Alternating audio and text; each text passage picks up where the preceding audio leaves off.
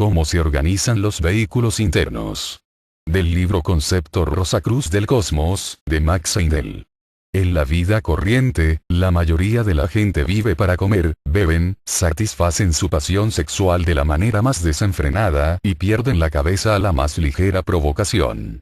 Aunque exteriormente esa gente pueda ser muy respetable, están produciendo casi todo el día la mayor confusión en su organismo. El periodo todo del sueño lo necesitan los cuerpos vital y de deseos para reparar los estragos producidos en el día, no quedando tiempo alguno para trabajar internamente en nada. Pero conforme el individuo comienza a sentir las necesidades de la vida superior, a dominar la fuerza sexual y el carácter y a cultivar una disposición serena, se producen menos perturbaciones en los vehículos durante las horas de vigilia. Por consiguiente, entonces se requiere menos tiempo para reparar los desgastes durante el sueño. Y entonces es posible abandonar el cuerpo denso durante largos periodos, en las horas dedicadas al sueño, pudiendo funcionar en los mundos internos con sus vehículos superiores. Como el cuerpo de deseos y la mente no están organizados todavía, no pueden emplearse como vehículos separados a conciencia. Y como el cuerpo vital no puede abandonar tampoco el cuerpo denso porque eso produciría la muerte de ese último, es evidente que habrá algún medio para proporcionar un vehículo organizado que sea fluídico y construido en forma tal que satisfaga las necesidades del ego en los mundos internos, así como el cuerpo denso las satisface en el mundo físico. El cuerpo vital es un vehículo organizado así, y si se encontrara algún medio para poder separarlo del cuerpo denso sin producir la muerte de este, el problema quedaría resuelto. Además, el cuerpo vital es el asiento de la memoria, sin el cual sería imposible traer nuevamente a nuestra conciencia física los recuerdos de las experiencias suprafísicas y obtener así de ellas el pleno beneficio. Recordemos que los hierofantes de los antiguos templos de los misterios aislaban a ciertos grupos en castas y tribus, tales como los brahmanes y los levitas, con objeto de proveer los cuerpos necesarios para los egos que estaban prontos para la iniciación. Esto se efectuaba de tal manera que el cuerpo vital se separaba en dos partes, como lo era el cuerpo de deseos de toda la humanidad al comenzar el periodo terrestre. Cuando el hierofante sacaba a sus discípulos de sus cuerpos, dejaba una parte del cuerpo vital, que comprendía al primer y segundo éteres, para que realizara las funciones puramente animales, las únicas que son activas durante el sueño, y el discípulo llevaba consigo un vehículo capaz de percepción, debido a su conexión con los centros sensoriales del cuerpo denso y también capaz de memoria. Poseía estas capacidades porque estaba compuesto del tercer y cuarto éteres, que son los elementos de la percepción sensorial y de la memoria. En una palabra, esa es la parte del cuerpo vital que el aspirante retiene vida tras vida y que inmortaliza como alma intelectual. Desde que Cristo vino y lavó los pecados del mundo no del individuo, purificando el cuerpo de deseos de nuestro planeta, la relación, o conexión mejor dicho, entre todos los cuerpos humanos densos y vitales se ha perdido en tal proporción que, por el ejercitamiento, son capaces de separarse en la forma más arriba descrita. Por lo tanto, la iniciación está abierta para todos.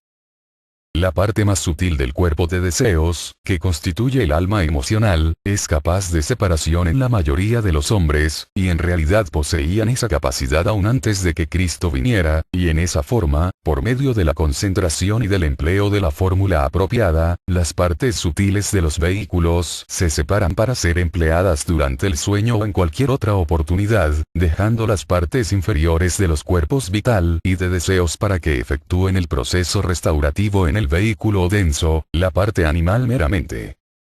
Esa parte del cuerpo vital que sale, está altamente organizada, como hemos visto. Es la exacta contraparte del cuerpo denso. El cuerpo de deseos y la mente, no estando organizados, son útiles únicamente porque están conectados con el cuerpo denso altamente organizado. Separados de él, son muy pobres instrumentos y, por lo tanto, antes de que el hombre pueda separarse del cuerpo denso, es necesario despertar los centros sensoriales del cuerpo de deseos. En la vida corriente el ego está dentro de sus cuerpos y sus fuerzas se dirigen directamente al exterior. Toda la voluntad y la energía humana se emplean en el mundo externo. No puede librarse de las impresiones de su alrededor ambiente y obrar libremente en sí mismo durante las horas de la vigilia. Durante el sueño, cuando se presenta esa oportunidad, debido a que el cuerpo denso ha perdido la conciencia del mundo, el ego está fuera de sus cuerpos. Si el hombre puede obrar en sus vehículos de algún modo, debe ser cuando el mundo externo esté ajeno a él, como en el sueño, y que el espíritu permanezca, sin embargo, dentro y con pleno dominio de sus facultades como en las horas de vigilia. Hasta que no se obtenga ese estado es imposible que el espíritu obre internamente y sensibilice propiamente sus vehículos. La concentración es ese estado. Cuando se sumerge uno en ella, los sentidos se cierran y la persona se encuentra respecto al mundo externo en la misma condición que en el sueño profundo, si bien el espíritu permanece dentro plenamente consciente. La mayoría de los hombres han experimentado ese estado en algún grado, como cuando se queda uno absorbido en la lectura de algún libro. En tales ocasiones se viven las escenas pintadas por el autor y pierde uno toda noción de lo que le rodea. Cuando se les habla, muéstranse insensibles a todo sonido, así como de todo cuanto tienen en torno, si bien son plenamente conscientes de lo que están leyendo, del mundo invisible creado por el autor, viviendo en él y sintiendo todos los latidos del corazón de los personajes de la novela. No son independientes, sino que están limitados por la vida que el escritor ha creado para ellos en el libro. El aspirante a la vida superior cultiva la facultad de absorberse a voluntad en cualquier asunto que elija, o más bien no en un asunto general, sino en un simple objeto que él mismo imagina. De esta manera, cuando la condición o estado apropiado de absorción se obtiene, cuando los sentidos están completamente cerrados, se concentra el pensamiento sobre los diferentes centros sensoriales del cuerpo de deseos, y entonces estos comienzan a girar. Al principio su movimiento es lento y trabajoso, pero gradualmente los centros sensoriales del cuerpo de deseos se harán lugar a sí mismos dentro de los cuerpos denso y vital, los que aprenderán entonces a acomodarse por sí mismos a esa nueva actividad. Entonces, un buen día, cuando la vida apropiada haya desarrollado la requerida inadherencia entre las partes superior e inferior del cuerpo vital, se produce un supremo esfuerzo de la voluntad. Un movimiento en espiral tiene lugar en muchas direcciones y el aspirante se encuentra fuera de su cuerpo denso. Lo mira como si mirara a otra persona. La puerta de su casa prisión se ha abierto. Ahora puede ir y venir libremente, lo mismo en los mundos internos que en el mundo físico, funcionando a voluntad en los unos y en los otros, para ayudar a todos los que lo necesiten en cualquiera de esos mundos. Antes de que el aspirante aprenda a dejar voluntariamente el cuerpo, debe haber trabajado el cuerpo de deseos durante el sueño, porque en algunas personas el cuerpo de deseos queda organizado aún antes de que pueda producirse la separación citada en el cuerpo vital.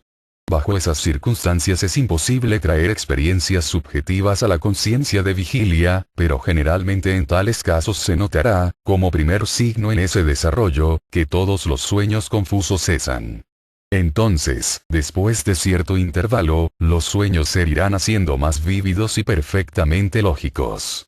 El aspirante soñará, entonces, el estar en lugares con gente, conocida o no de él, esto importa poco, en los que se habrá conducido en forma razonable como si estuviera despierto. Si el lugar con el que ha soñado le es accesible en las horas de vigilia, podrá comprobar fácilmente la realidad de su sueño si toma nota de algún detalle físico de la escena, pudiendo verificarlo al día siguiente.